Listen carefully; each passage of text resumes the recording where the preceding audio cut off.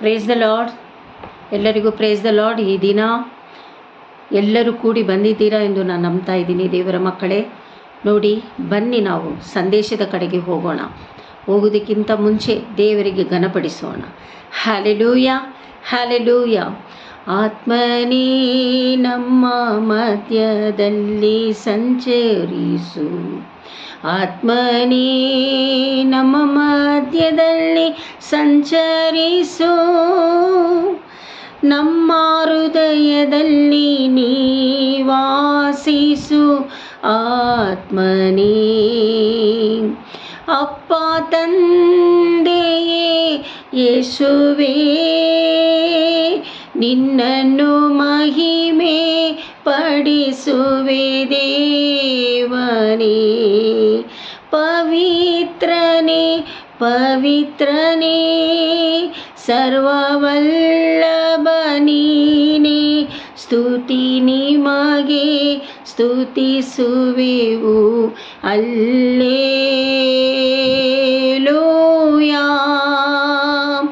Alleluia,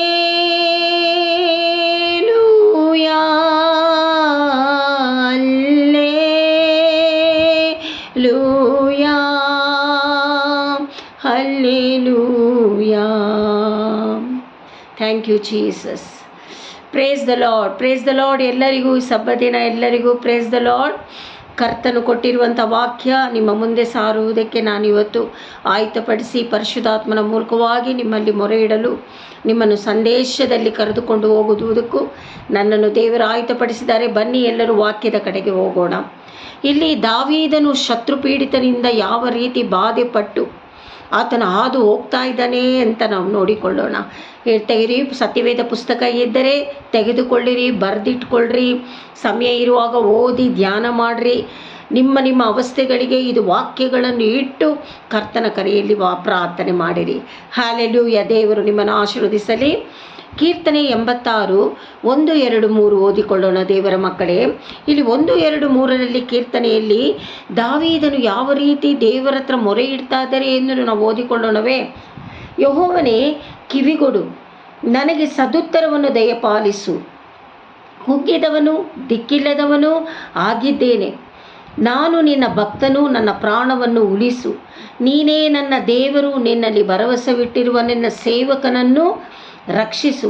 ಕರ್ತನೇ, ಕರುಣಿಸು. ದಿನವೆಲ್ಲ ನಿನಗೆ ಮೊರೆ ಇಡ್ತಾ ಇದ್ದೀನಿ.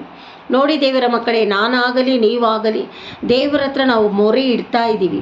ನಮಗಿನ್ನೂ ಅದು ಆ ಕಷ್ಟದಿಂದ ದೇವರು ಇನ್ನೂ ಪಾರು ಮಾಡಲಿಲ್ಲ ಅಂದರೆ ಏನೋ ಒಂದು ಒಳ್ಳೆಯದು ನಡೀತದೆ ಅಂತ ನಾವು ತಿಳ್ಕೊಳ್ಬೇಕು. ಅರ್ಥ ಆಯ್ತಾ ದೇವರ ಮಕ್ಕಳೇ? ಅದೇ ರೀತಿಯಲ್ಲಿ 86 1, 2, 3 ಓದಿದ್ವಲ್ಲ, ಇಲ್ಲಿ ಕೀರ್ತನೆ 25 1, 2ರಲ್ಲಿ ದಾವೀದನು ಏನು ಮಾತಾಡ್ತಾ ಇದ್ದಾರೆ ಅಂತ ನೋಡೋಣವೇ. ದೇವರಲ್ಲಿ ಪ್ರಾರ್ಥನೆ ಮಾಡ್ತಾ ಇರೋದು, ತನ್ನಷ್ಟಕ್ಕೆ ತಾನೇ ದೇವರೇ ಅಂತ ಪ್ರಾರ್ಥನೆ ಮಾಡ್ತಾ ಇರೋದು. ಇವಾಗ ನೋಡಿ, ನೀವು ಗಮನಿಸ್ತಾ ಇರೋರು ಯಾರ್ಯಾರು ಈ ರೀತಿ ದೇವರ ಹತ್ರನೇ ಮಾತಾಡ್ತಾ ಇದ್ದೀರೋ ನೀವು ಭಾಗ್ಯವಂತರು, ಧನ್ಯವಂತರು. ಮನುಷ್ಯರ ಹತ್ರ ಮಾತನಾಡಿದರೆ ಪ್ರಯೋಜನ ಇಲ್ಲ ದೇವರ ಮಕ್ಕಳೇ. ನಮ್ಮನ್ನು ಸೃಷ್ಟಿ ಮಾಡಿದ ದೇವನ ಹತ್ರ ನಾವು ಮಾತನಾಡಬೇಕು. ಹಲ್ಲೆಲೂಯಾ. ಬನ್ನಿ, ಕೀರ್ತನೆ 25 1, 2 ಬರೆದಿಟ್ಕೊಳ್ಳಿ. ದಾವೀದನು ದೇವರ, ಯೆಹೋವನೇ, ನಿನ್ನಲ್ಲಿ ಮನಸ್ಸಿಟ್ಟಿದ್ದೇನೆ. ಯಾವ ರೀತಿ ಪ್ರಾರ್ಥನೆ ಮಾಡಬೇಕು ಅಂದರೆ, ದೇವರೇ, ನನ್ನ ಹೃದಯ ಮನಸ್ಸು ನಿನ್ನಲ್ಲಿ ಇಟ್ಟು ನಾನು ಪ್ರಾರ್ಥನೆ ಮಾಡ್ತಾ ಇದ್ದೀನಿ ಅಂತ. ನನ್ನ ದೇವರೇ, ನಿನ್ನನ್ನೇ ನಾನು ನಂಬಿದ್ದೇನೆ, ನನಗೆ ಆಶಾಭಂಗ ಪಡಿಸಬೇಡ. ನೋಡು, ಈ ಥರ ಹೇಳ್ತಾ ಇರೋ ದಾವೀದನ ಮನಸ್ಸನ್ನು ನೀವು ಧ್ಯಾನ ಮಾಡಬೇಕು. ನನಗೆ ಆಶಾಭಂಗ ಪಡಿಸಬೇಡ, ಶತ್ರುಗಳ ಉತ್ಸವಕ್ಕೆ ಆಸ್ಪದ ಮಾಡಬೇಡ ಎಂದು ದಾವೀದನು ಈ ರೀತಿಯಾಗಿ ಹೇಳ್ತಾ ಇರೋದು. ಯಾರ ಹತ್ರ ಹೇಳ್ತಾ ಇರೋದು? ಮನುಷ್ಯನ ಹತ್ರನ? ಇಲ್ಲ ದೇವರ ಮಕ್ಕಳೇ, ದೇವರ ಹತ್ರ ಮಾತಾಡ್ತಾ ಇರೋದು. ಅರ್ಥ ಆಯ್ತಾ? ಹಾಗಾದರೆ ದೇವರೇ ನಂಬಿರುವವರಿಗೆ ಒಂದು ಕಾಲಕ್ಕೂ ನೀವು ಲಜ್ಜೆಗೆಟ್ಟು ಹೋಗೋದಿಲ್ಲ. ಅರ್ಥ ಆಯ್ತಾ? ದೇವರನ್ನೇ ನಂಬಿ ದೇವರ ವಾಕ್ಯವನ್ನು ಪಾಲಿಸುತ್ತಾ ಆತನನ್ನೇ ಒರಗಿಕೊಂಡು ನಡೆಯುವವರು ಭಾಗ್ಯವಂತರು ಅಂತ ವಚನದಲ್ಲಿ ಇದೆ ದೇವರ ಮಕ್ಕಳೇ. ಅರ್ಥ ಆಯ್ತಾ? ಆಗಿರುವಾಗ ನೀವು ಯಾವ ರೀತಿಯಲ್ಲಿ ಈ ಕೀರ್ತನೆಯ ಭಾಗವನ್ನು, ಎಲ್ಲ ಭಾಗವನ್ನು, ನಿಮ್ಮ ದಾಸಿಯಾದ ನಾನು ಕರ್ತನ ದಾಸಿಯಾಗಿದ್ದೇನೆ, ನನಗೂ ಉಪದ್ರವ ಇದೆ, ನಿಮಗೂ ಇದೆ, ನಾವೆಲ್ಲರೂ ಕೂಡಿ ಆತನಿಗೆ, ನಾವೆಲ್ಲರೂ ಒಂದೇ ಥರ. ನಾನು ದೊಡ್ಡವಳು, ನೀವು ಚಿಕ್ಕವರು, ಆ ದೇವರು ನೋಡುವವನಲ್ಲ. ನಾವೆಲ್ಲರೂ ದೇವರ ಮುಂದೆ ಒಂದೇ ಆಗಿದ್ದೇವೆ. ಹಾಗಾದರೆ ದೇವರಲ್ಲಿ ನಾವು ಮನಸ್ಸಿಟ್ಟು ನಮ್ಮ ಆತ್ಮ ಪ್ರಾಣ ಶರೀರವನ್ನು ಸಮರ್ಪಿಸಿ ಪರಿಶುದ್ಧಾತ್ಮನ ಐಕ್ಯತೆಯೊಂದಿಗೆ ನಾವು ವಾಕ್ಯಗಳ ಮೂಲಕವಾಗಿ ಪ್ರಾರ್ಥನೆ ಮಾಡಬೇಕು ದೇವರ ಮಕ್ಕಳೇ. ಅರ್ಥ ಆಯ್ತಾ? ಹಾಗಾದರೆ ನೋಡಿ, ಇಲ್ಲಿ ನಾವು ಆ ರೀತಿಯಾಗಿ ದೇವರನ್ನೇ ನಂಬಿ ದೇವರ ವಾಕ್ಯವನ್ನೇ ಒರಗಿಕೊಂಡು ಮನುಷ್ಯರ ಹತ್ರ ಮಾತನಾಡದೆ ದೇವರ ಜೊತೆಯಲ್ಲೇ ಮಾತನಾಡುತ್ತಾ ಪ್ರಾರ್ಥನೆ ಮಾಡುತ್ತಾ ದೇವರ ಜೊತೆಯಲ್ಲೇ ನಾವು ನಡೆದರೆ ನಮಗೆ ಯಾವ ಭಾಗ್ಯ ಸಿಕ್ಕುತ್ತದೆ ಅಂತ ನೋಡಿಕೊಳ್ಳೋಣ. ಕೀರ್ತನೆ 34:7 ದೇವರ ಮಕ್ಕಳೇ, 7 ಯೆಹೋವನ ಭಯಭಕ್ತಿಯು ಉಳ್ಳವರ ಸುತ್ತಲೂ ನೋಡಿ, ಯೆಹೋವನ ಭಯಭಕ್ತಿಯ ಉಳ್ಳವರು ಅವರ ಸುತ್ತಲೂ ಆತನ ದೂತನು ದಂಡಿಡಿಸಿ ಕಾವಲಾಗಿದ್ದು ಕಾಪಾಡುತ್ತಾನೆ. ನೋಡಿ, ಉದ್ಯೋಗ ಸ್ಥಳದಲ್ಲಿ, ಕುಟುಂಬದಲ್ಲಿ, ಮದುವೆ ವಿಷಯಗಳಲ್ಲಿ, ಮಕ್ಕಳ ಮದುವೆ ಮಾಡಬೇಕು ಅಂತ ಯೋಚನೆ ಮಾಡ್ತಾ ಇದ್ದೀರಾ, ಸಾಲ ತೀರಿಸಬೇಕು, ಬಡ್ಡಿ ಕಟ್ಟಬೇಕು, ಬಾಡಿಗೆ ಕಟ್ಟಬೇಕು, ಮನೆ ಇಲ್ಲವಾ ಮನೆ ಹುಡ್ಕಕ್ಕೆ ಹೋಗಬೇಕು, ಜಾಬ್ ಹುಡ್ಕಕ್ಕೆ ಹೋಗಬೇಕು, ಇದೆಲ್ಲ ವಿಷಯಗಳಲ್ಲಿ ನಿಮಗೆ ಸೇವೆಗೆ ಮುಂದೆ ಹೋಗಬೇಕು. ಈ ರೀತಿ ಹೋಗುವಾಗ ದೇವ್ರು ಏನು ಮಾಡ್ತಾರಂತೆ, ಯೆಹೋವನಲ್ಲಿ ನೀವು ಭಯಭಕ್ತಿ ಆಗಿರಬೇಕು. ಆತನ ಮೇಲೆ ಭಯಭಕ್ತಿಯಿಂದ ನೀವು ನಡೀತಾ ಇದ್ದರೆ ಈ ಎಲ್ಲ ವಿಷಯಗಳಿಗೆ, ಎಲ್ಲ ಸ್ಥಳಗಳಿಗೆ ದೇವದೂತನನ್ನು ದಂಡಿಳಿಸಿ, ಅಂದರೆ ತುಂಬ ಅಧಿಕವಾಗಿ ದೇವದೂತರುಗಳು ಪರಲೋಕದಲ್ಲಿದ್ದಾರೆ. ನಾವು ಮೇಲೆ ಇರುವ ನಕ್ಷತ್ರಗಳನ್ನು ನೀವು ಎಣಿಸಲು ಸಾಧ್ಯಕ್ಕಾಗೋದಿಲ್ಲ. ಆ ರೀತಿ ದೇವದೂತರುಗಳು ಇದ್ದಾರೆ. ದೇವರು ದಂಡಿಳಿಸಿ ಅಂಥ ದೇವದೂತರುಗಳನ್ನು ನಮಗೆ ಕಾವಲಾಗಿ ಕಾಪಾಡುತ್ತಾರೆ. ಅರ್ಥ ಆಯ್ತಾ? ದೇವರು ದೂತರುಗಳನ್ನು ಕಳಿಸಿಕೊಟ್ಟು ನಮ್ಮನ್ನು ಕಾಪಾಡುವುದಕ್ಕೋಸ್ಕರ ನಮ್ಮ ವಿಷಯಗಳಿಗೆ ಕಳಿಸ್ಕೊಡ್ತಾರೆ ಅಂತ. ಹಾಗಾದರೆ ದೇವರ ಮಕ್ಕಳೇ, ಯಾರ್ಯಾರು ಮನುಷ್ಯರನ್ನು ನಾವು ನಂಬ್ತಾ ಇದ್ದೀವಿ? ಮನುಷ್ಯರ ನಂಬಿ ಮನುಷ್ಯರು ಪ್ರಾರ್ಥನೆ ಮಾಡುವುದು, ಅಯ್ಯೋ ಇವರು ಪ್ರಾರ್ಥನೆ ಮಾಡಿದಾರಲ್ಲ ಎಲ್ಲ ನೆರವೇರಿಬಿಡುತ್ತೆ. ಇಲ್ಲ ದೇವರ ಮಕ್ಕಳೇ, ಪ್ರಾರ್ಥನೆ ಮಾಡುವುದು, ಪ್ರಾರ್ಥನೆ ಮಾಡಿಸಿಕೊಳ್ಳುವುದು, ಅವರನ್ನು ಅಭಿಷೇಕದಲ್ಲಿ ನಿಲ್ಲಿಸಿರುವುದು. ಆದರೆ ನೀವು ಯಾವ ರೀತಿಯಲ್ಲಿ ದೇವರನ್ನು ನಂಬಿ ನೀವು ಮುಂದೆ ಹೋಗ್ತಾ ಇದ್ದೀರಾ, ವಾಕ್ಯಗಳ ಮೂಲಕವಾಗಿ ನಡೀತಾ ಇದ್ದೀರಾ, ವಾಕ್ಯಗಳ ಮೂಲಕವಾಗಿ ಧ್ಯಾನ ಮಾಡ್ತಾ ಇದ್ದೀರಾ, ವಾಕ್ಯಗಳನ್ನು ದಿನ ಓದ್ತಾ ಇದ್ದೀರಾ, ಇದೆಲ್ಲ ನಿಮ್ಮ ಹತ್ರ ಇದ್ದರೆ ದೇವರು ಖಂಡಿತವಾಗಲೂ ನಿಮ್ಮನ್ನು ಕೈ ಹಿಡಿದು ನಡೆಸ್ತಾರೆ. ಇಲ್ಲಿ ಉಪದ್ರವ ಇರುತ್ತೆ, ಇಲ್ಲಿಗಿಂತ ಅಲ್ಲಿ ನರಕದಲ್ಲಿ ಉಪದ್ರವ ಜಾಸ್ತಿ ಇದೆ ದೇವರ ಮಕ್ಕಳೇ. ಅಲ್ಲಿ ಹೋಗೋದಕ್ಕಿಂತ ಇಲ್ಲಿ ಇರುವ ಚಿಕ್ಕ ಕಷ್ಟಗಳನ್ನ ನಾವು ಅನುಭವಿಸೋಣ. ಅರ್ಥ ಆಯ್ತಾ ದೇವರ ಮಕ್ಕಳೇ?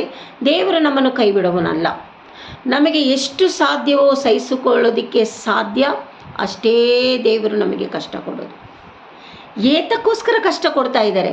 ತಂದೆ ತಾಯಿ ಮಕ್ಕಳು ತಪ್ಪು ಮಾಡಿದರೆ ಹೊಡೆಯೋದಿಲ್ವೇ? ಹೊಡಿತಾರಲ್ವಾ, ಬುದ್ಧಿ ಹೇಳ್ತಾರಲ್ವಾ?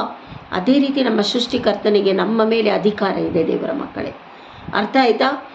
ಚಿಕ್ಕ ಚಿಕ್ಕ ವಿಷಯಗಳಿಗೆ ನಾವು ಸೋತು ಹೋದರೆ ಸೈತಾನನು ಅದರ ವಿಷಯದಲ್ಲಿ ಬಂದ್ಬಿಡ್ತಾನೆ. ನಾವು ಬಿಡಬಾರದು. ಕಷ್ಟಗಳಲ್ಲಿಯೂ ಉಪದ್ರವಗಳಲ್ಲಿಯೂ ವೇದನೆಗಳಲ್ಲಿಯೂ ಕರ್ತನ ನಾಮ ಮಹಿಮೆ ಪಡಿಸುತ್ತಾ ನಾವು ಮುಂದೆ ಹೋಗಬೇಕು ದೇವರ ಮಕ್ಕಳೇ. ಸಂತೋಷದಿಂದ, ದುಃಖದಿಂದ ಅಲ್ಲ. ಒಂದು ವೇಳೆ ನಿಮ್ಮ ಕಣ್ಣಲ್ಲಿ ಕಣ್ಣೀರು ಬರುತ್ತದೆ ಅಂದರೆ ಆ ಕಣ್ಣೀರು ದೇವರೇ ಪರಲೋಕದ ಪಾತ್ರೆಯಲ್ಲಿ ತುಂಬಲಿ ಎಂದು ನೀವು ಒಪ್ಪಿಸ್ಕೊಳ್ಬೇಕು. ಅರ್ಥ ಆಯ್ತಾ ದೇವರ ಮಕ್ಕಳೇ? ಹಾಗಾದರೆ ಕೊನೆಯದಾಗಿ ಓದಿಕೊಳ್ಳೋಣ. ನೋಡಿ, ಇಲ್ಲಿ 86 ಕೀರ್ತನೆ 86:17 ದಾವೀದನು ಮಾತಾಡ್ತಾ ಇರೋದು, ನನಗಾಗಿ ಒಂದು ಶುಭ ಸೂಚನೆಯನ್ನು ತೋರಿಸು, ಒಳ್ಳೆಯ ವಿಷಯವನ್ನು ನನಗೆ ತೋರಿಸಪ್ಪ. ನನ್ನ ಹಗೆಗಾರರು ನೋಡಿ ನನ್ನನ್ನು ಉಪದ್ರವಪಡಿಸುವವರು, ನನ್ನನ್ನು ಕೆಟ್ಟದಾಗಿ ನೆನೆಸುವವರು, ನನ್ನ ಮೇಲೆ ವಿರೋಧವಾಗಿ ಮಾತನಾಡುವವರು, ನನ್ನನ್ನು ಕೆಟ್ಟ ದೃಷ್ಟಿಯಿಂದ ನೋಡುವವರು, ಇವರೆಲ್ಲರ ಮುಂದೆ ಒಂದು ಗುರುತನ್ನು ತೋರಿಸು. ಯೆಹೋವನು ನೇರವಾಗಿ ಇವನನ್ನು ಸಂತೈಸಿದ್ದಾನೆ ಎಂದು ಅವರು ನಂಬಬೇಕು.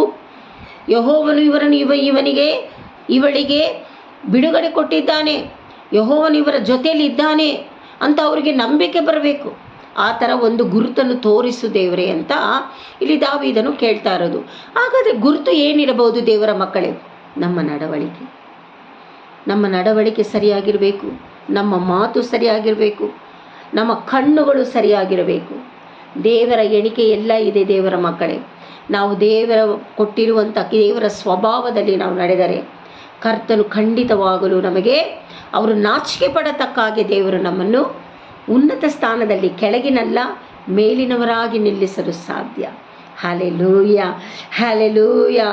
ದೇವರು ನಮಗೆ ಆಶ್ರಯ ದುರ್ಗ, ಸಂತಸದಲ್ಲಿ ಸಿದ್ಧ ಸಹಾಯಕ ಅಂತ ಹೇಳಿ ದೇವರ ನಾಮವನ್ನು ಮಹಿಮೆ ಪಡಿಸಬೇಕು. ಸ್ತುತಿ ಸ್ತುತಿ ಸ್ತುತಿ ಆತನಿಗೆ ಸಲ್ಲಿಸಬೇಕು. ದೇವರ ಮಕ್ಕಳೇ, ಈ ದಿನ ಕೇಳಿಸಿಕೊಂಡಂಥ ಈ ವಾಕ್ಯಗಳ ಮೂಲಕವಾಗಿ ದೇವರ ನಾಮ ಮಹಿಮೆ ಪಡಿಸುತ್ತಾ ನಿಮ್ಮನ್ನು ನಾನು ಆಶೀರ್ವದಿಸ್ತಾ ಇದ್ದೀನಿ. ಈ ವಾಕ್ಯಗಳನ್ನು ಬಿಡಬೇಡ್ರಿ ದೇವರ ಮಕ್ಕಳೇ. ವಾಕ್ಯಗಳನ್ನು ಬರೆದಿಟ್ಟು ನೀವು ಧ್ಯಾನ ಮಾಡಬೇಕು, ಓದಬೇಕು, ಧ್ಯಾನಿಸಬೇಕು. ಕಣ್ಗಳನ್ನು ಮುಚ್ಚಿಕೊಂಡು ವಾಕ್ಯದ ಪ್ರಕಾರವಾಗಿ ಕುಟುಂಬದಲ್ಲಿ, ಸಭೆಗಳಲ್ಲಿ, ಉದ್ಯೋಗ ಸ್ಥಳಗಳಲ್ಲಿ, ನೀವೆಲ್ಲೆಲ್ಲಿರ್ತೀರೋ ಕುಟುಂಬಸ್ಥರ ಮನೆಗಳಲ್ಲಿ ಹೋಗುವಾಗ ಅವರ ಮುಂದೆ ಎಲ್ಲ ನಾವು ಮಾದರಿಯಾಗಿ ನಡ್ಕೊಳ್ಬೇಕು. ಕಷ್ಟನೇ ದೇವರ ಮಕ್ಕಳೇ, ನಮಗೆ ಗೊತ್ತು. ನಾವು ಪಾರಂಪರ್ಯದಿಂದ ಬಂದಿರುವಂಥ ಬ್ಲಡ್ ಅಲ್ಲವಾ, ತಂದೆ ತಾಯಿ ತಾತ ಮುತ್ತಾತ ಇವರಿಂದ ಬಂದಿರುವಂಥ ಸ್ವಭಾವಗಳಿದೆ ದೇವರ ಮಕ್ಕಳೇ. ನೀವು ದೇವರ ಹತ್ರ ಕೇಳಿಕೊಳ್ಳಬೇಕು. ಅದಕ್ಕೆ ಯೇಸು ಸ್ವಾಮಿ ಲೋಕಕ್ಕೆ ಬಂದು ನಮ್ಮ ಪಾಪಗಳಿಗಾಗಿ ಶಿಲುವೆಯಲ್ಲಿ ಜಜ್ಜಲ್ಪಟ್ಟಿದ್ದು.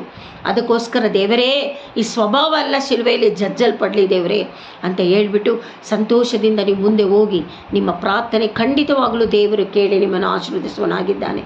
ತಂದೆ ಮಗ ಪರಿಶುದ್ಧಾತ್ಮ ನಾಮ ಮಹಿಮೆ ಪಡಿಸುತ್ತಾ ನಿಮ್ಮೆಲ್ಲರನ್ನು ಆಶೀರ್ವದಿಸುತ್ತಿದ್ದೇನೆ. ಥ್ಯಾಂಕ್ ಯು ದೇವರ ಮಕ್ಕಳೇ.